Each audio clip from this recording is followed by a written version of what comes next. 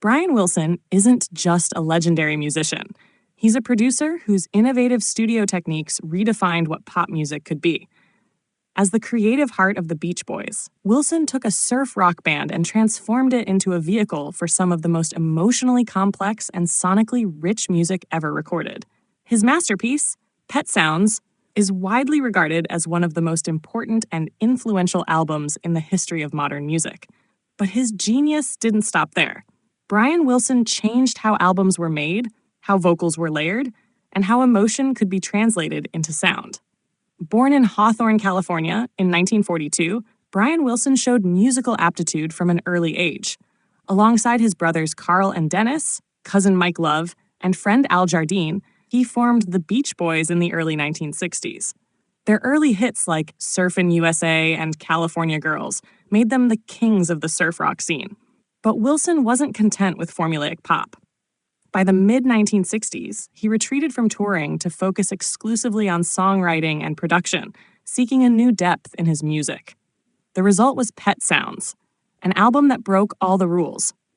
Released in 1966, it was a deeply personal, emotionally vulnerable collection of songs inspired by love, longing, and the search for meaning. Tracks like God Only Knows, Wouldn't It Be Nice, and Caroline No weren't just catchy, they were heartbreakingly beautiful. Wilson used unconventional instruments like theremins, bicycle bells, and water jugs alongside lush orchestration and complex harmonies.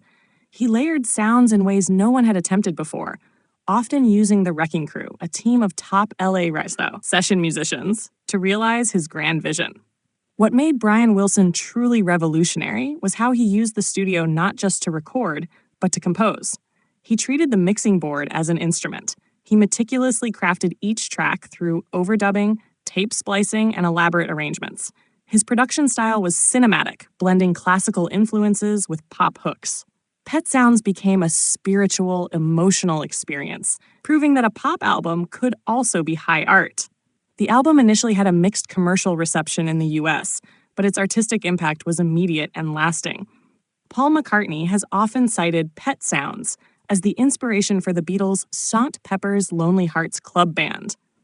Countless artists, from Radiohead to Animal Collective, have drawn from Wilson's layered, atmospheric approach to music making. The album is now routinely ranked among the greatest albums of all time. Wilson's genius wasn't without its cost. The pressure of perfection, along with underlying mental health struggles and drug use, led to a long and painful period of withdrawal from music and public life. But even through those dark years, his influence never waned. His work became a blueprint for experimental pop, and his emotional honesty resonated with generations of fans and artists alike.